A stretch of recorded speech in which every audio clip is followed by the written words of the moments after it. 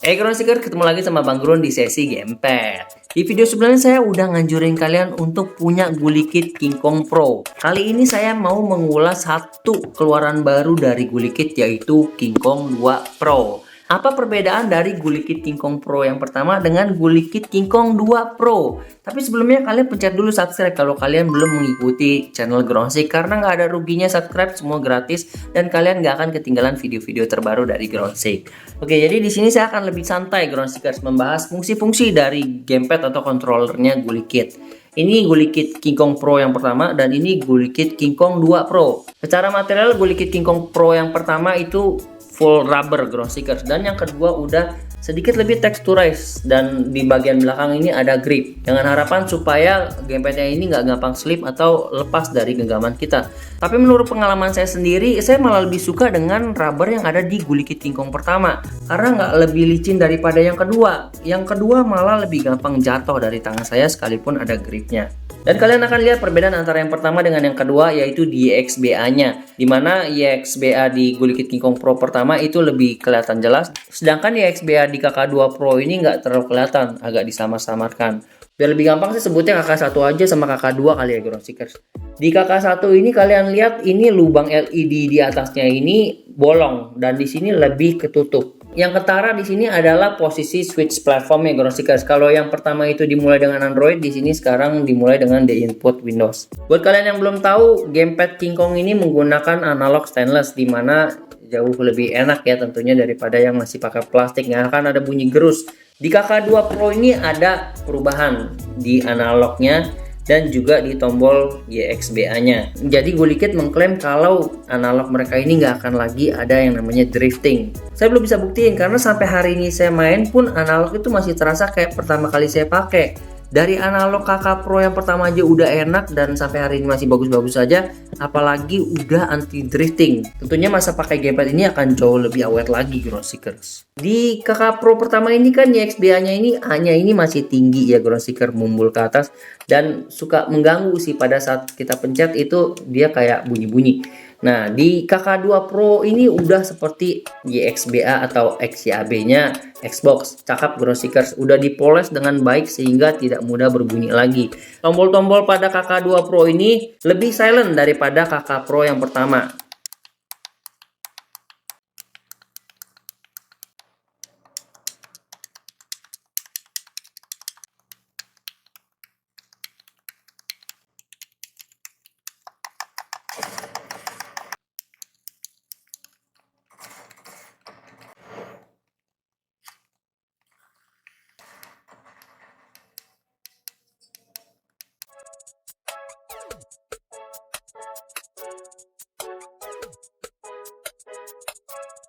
Gamepad Gulikit King Kong 2 Pro ini bisa di-upgrade Ground Seeker sama seperti King Kong Pro yang pertama. Pada Gulikit King Kong Pro yang pertama, setiap kali kalian update, kalian cuma nge-update satu konteks doang. Sedangkan di Gulikit King Kong 2 Pro, kalian akan mengupdate dua konteks. Biar lebih jelasnya, kalau kalian nanti udah beli KK2 Pro, kalian bisa langsung ke websitenya dan kalian download aja software atau firmware yang cocok untuk KK2 Pro ini. Gulikit King Kong 2 Pro ini sekarang udah support iOS Ground Seekers. Kalau yang pertama ini belum support iOS, di sini kalian udah support iOS. Dan di sini juga diklaim bahwa Gulikit King Kong 2 Pro ini Bluetooth-nya itu udah berfrekuensi hingga 2,480 GHz Ground Seekers. Udah kayak dongle ya. Gimana Bang? Apakah KK Pro sinyalnya udah jauh lebih baik ketika dibawa agak jauhan? Menurut saya sama aja karena saya ngetesnya sama. Yang KK Pro pertama dengan KK2 Pro ini saya bawa ke balik tembok sekitar 3 meter dan itu hilang sinyal juga sama. Terus baterainya ini juga disebutkan memiliki kapasitas 1000 mAh. Kalau yang pertama itu 950 mAh, ya lumayan nambah 50 mAh sedikit. Dan di bagian atas ini tetap masih ada NFC di mana kalian bisa menggunakan Amiibo untuk mendapatkan konten tambahan pada saat kalian menggunakannya di Switch. Nah, ini yang tadi saya bilang di KK2 Pro udah ada teknologi analog anti drifting, ini mereka sebutnya sebagai New Pattern Electromagnetic Stick. Jadi kurang lebih kalau kalian tahu ya, modul analog itu kan yang bentuknya kayak tiang seperti ini, bergerak sesuai dengan tekanan kalian. Tapi kalau di elektromagnetik ini jadi ada yang ngambang di sini, ada koneksi antara analognya dengan magnetisme di bagian bawahnya itu. Kenapa nggak akan menjadi drifting? Itu karena kalian memang nggak akan menekan objeknya, kalian hanya akan berurusan dengan magnetnya. Itu kali ya. Kemudian yang tadi saya bilang ini YXBA-nya ini juga udah menggunakan modul baru, yaitu New Pattern Long Life Button. Udah jauh lebih responsif daripada KK Pro yang pertama. Kalau di KK Pro yang pertama itu saya butuh sedikit penekanan. Jadi beban tekan dari jempol kalian itu harus sedikit lebih berat di KK Pro pertama ini, terutama pada bagian A-nya supaya dia baru ngerespon tombol kalian. Di KK2 Pro ini udah responsif banget. Bumpernya gimana Bang Grun? Bumpernya enak Ground Seekers. Terasa nyaman-nyaman aja sih dengan bumper yang clicky. Dan bumper pada Guliki King Kong Pro ini juga nggak berisik. Kalem kok Ground Seekers, jadi enak gitu. Dan ini juga saya udah sebutin di yang pertama, kalau gamepad King Kong itu punya sensitivity trigger yang sangat akurat karena menggunakan Hall sensing atau sistem magnetis gitu. Dari hasil uji saya sih, saya nggak merasakan perbedaan trigger antara King Kong Pro yang pertama dengan King Kong 2 Pro. Terus bicara fiturnya Ground Seekers masih sama. Di sini ada tombol-tombol fitur dari Guliki King Kong 2 Pro. Kalau kita bisa langsung setup apapun fitur yang ada di dalam gamepad itu sendiri lewat tombol shortcut, itu jauh lebih mantap daripada kita harus setup lewat software. Cuma bedanya ya tentu kalau lewat software pasti lebih advance daripada langsung di gamepad ini, karena menggunakan gamepad pasti ada keterbatasan shortcut. Seperti pendahulunya di King Kong 2 Pro ini ada minus atau select kalau di PC, dan start atau plus. Lalu ada snap untuk switch, ini untuk screenshot atau mungkin taking videos. Juga ada home dan tombol APG, Autopilot Gaming. Autopilot Gaming ini bisa kalian gunakan untuk merekam scene atau merekam pergerakan kalian. Kalau nggak salah di King Kong Pro yang pertama ini bisa merekam hingga 8 menit. Mungkin di KK2 Pro ini jauh lebih lama lagi. Dan di bagian tengah atas ini adalah tombol gear yang akan sering kita gunakan setiap kali kita bermain. Oh iya, isinya belum saya kasih tahu ya. Pada packaging kalian akan mendapatkan Guliki King Kong 2 Pro nya sendiri dan juga case-nya tentu yang sangat-sangat nilai plus. Kemudian kalian juga dikasih USB Type-C nya dan juga dikasih manualnya. Nah, ini akan saya bahas Ground Seekers. Alasan kenapa saya merekomendasikan kalian beli gamepad Guliki King Kong Pro, karena semua setup yang kalian butuhkan untuk fitur-fiturnya ada di dalam gamepad ini langsung.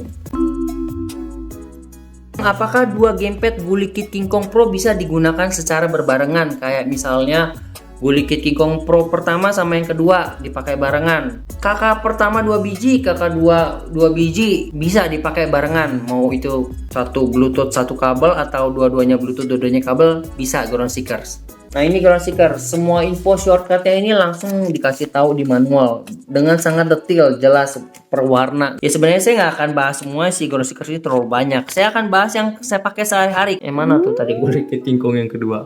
Ini. Kalau kalian mau bisa seperti ini gitu pada saat main game action, kayak misalnya Assassin's Creed Valhalla itu, kalian mau lagi panah, kalian ngeker kan, kalian nggak mau ngekernya pakai analog, kalian mau ngekernya pakai gyro biar gaya gitu ya Ground Seekers. Tinggal pencet gear, kalian aktifin nih. Nah, dia ada semacam 1-3 getaran lah. Semakin tinggi getaran, semakin cepat gerakan kalian. Tombol action itu ada di YXBA sama di RZR. Kenapa ZL enggak? Ya karena memang ZL itu kan dipakai biasa buat ngeker ya. Jadi ini nggak masuk dalam hitungan turbo. Bye bye ZL. Misalnya kalian mau kayak Mega Man gitu, tembak-tembak terus, kalian pencet gear, kemudian kalian pencet tek gitu. Kalian tahan, dia akan nembak terus terketok-ketok. Tapi kalau kalian mau yang namanya auto fire, itu kalian harus pencet gear sama tombolnya 2 kali. Nanti ketika kalian pencet truk, otomatis dia kayak tembak-tembak sendiri. Untuk nonaktifkannya, kalian pencet lagi hal yang sama, gear sama tombol actionnya. Kalian tinggal pencet gear sama bawah atau atas. Kalau bawah melemahkan fungsi vibrationnya, kalau atas semakin kencang vibrationnya. Interchange atau swap antara YXBA ke XCAB seperti penggunaan X input. Masalahnya ketika kalian langsung konekin KK Pro yang pertama atau KK2 Pro ini ke PC, ini langsung tombol YXBA nya itu jadi XCAB, langsung ke interchange sendiri. Jadi menurut saya sih fitur ini udah nggak perlu lagi karena dia udah otomatis. Tapi kalau kalian mau balikin ke fungsi sebelumnya yaitu YXBA pada saat di PC, kalian bisa pakai gear sama plus. Gear sama plus ini untuk men-swap antara YXBA dengan XCAB. gear sama ini nih kanan kiri di pad, gear kanan kiri di pad. Nanti ada dua vibration. Kalau vibrationnya kecil katanya 600% higher sensitivity. Jadi mungkin ini untuk yang lebih suka langsung tembak kali ya, yang nggak mau pakai trigger. Pencet gear kemudian minus itu mereset semua yang ada di dalam gamepad ini. Settingan kalian untuk sensitivity, settingan kalian untuk vibration, semua kalau kalian pencet gear sama minus itu langsung balik ke semula semuanya. Fungsinya ini sebenarnya sama seperti tombol makro yang ada di beberapa gamepad. Cuma bedanya ini, kalau APG ini bisa merekam gerakan kalian. Misalnya kalau di salah satu gamepad kalian nggak bisa makro BBBBBBB seperti itu, di sini di APG dia akan merekam pencetan kalian apapun itu gerakan kalian. Misalnya kalian bawa jalan nggak lama 10 detik Hadouken gitu, emang ada ya petualangan Hadouken. Kalian misalnya bawa jalan kemudian kalian tembak lompat tembak slam gitu kan, nah itu terekam di sini. Tapi kalau di tombol makro kalian nggak bisa lakuin yang seperti itu. Di APG punya Gulikit bisa. Yang terakhir nih, gimana pengalaman saya menggunakan Gulikit King Kong 2 Pro? Saya suka dengan semua yang ada di gamepad ini. Udah disempurnakan dari Gulikit King Kong Pro yang pertama, dimana minusnya adalah tombolnya kurang responsif dan ini juga masih menjendol keluar yang A-nya. Terus analognya yang sekarang juga udah pakai sistem magnetism, dimana menurut saya yang pertama juga udah nggak masalah. Dan yang terakhir udah dikasih grip, dimana saya bilang gripnya ini jauh lebih baik di yang pertama sekalipun ini hanya karet. Oke deh guys, kayaknya udah jelas banget ulasan saya untuk Gulikit King Kong 2 Pro ini. Kalau kalian masih punya pertanyaan yang belum terjawab di video ini, jangan khawatir, kalian tinggal ketik komen kalian di bawah. Terima kasih udah menonton, jangan lupa juga kalian kasih like, share video ini ke yang lainnya, karena masih banyak yang belum tahu ada ulasan untuk Gulikit King Kong Pro dan Gulikit King Kong 2 Pro. Semoga video yang bermanfaat, kita akan ketemu lagi di video Groundsik yang lainnya. Ciao. Deadzone gimana bang Deadzone? Saya sering banget nih dapat pertanyaan kayak gini, seakan-akan pertanyaan itu ditujuin kepada lingkar circularity-nya si gamepad itu sendiri, padahal cuma ketakutan gamepadnya itu bagus apa enggak. Jadi mendingan yang ditanyain tuh kualitas analog aja kali ya, bukan bang Deadzone gimana bang. Pun masalah circularity itu sebenarnya selera dari manufaktur aja. Ada manufaktur yang menurut mereka di lingkar dalam ini udah cukup, ada juga di luar itu lebih baik. Di sini saya akan kasih lihat nih kualitas analog dari si King Kong 2. Karena di produk Gulikit King Kong controller itu circularity-nya bisa kalian setup, bisa bikin analognya jadi terasa berat atau langsung tancap gas. Yuk kita tes.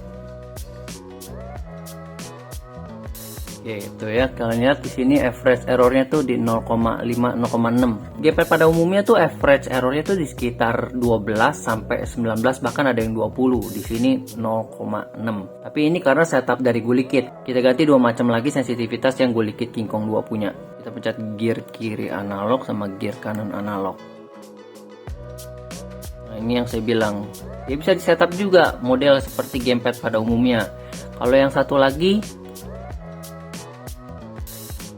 begini tuh, jadi seperti itu. Jadi ini bukan masalah bang Deadzone gimana bagus atau enggaknya. Kalau pada dasarnya kalian beli gamepad terus analognya udah begini, ya itu berarti memang kualitas analog seperti itu. Kalian harus cari gamepad yang sesuai dengan selera kalian gitu guys. Oke, jadi gimana Deadzone gimana bang?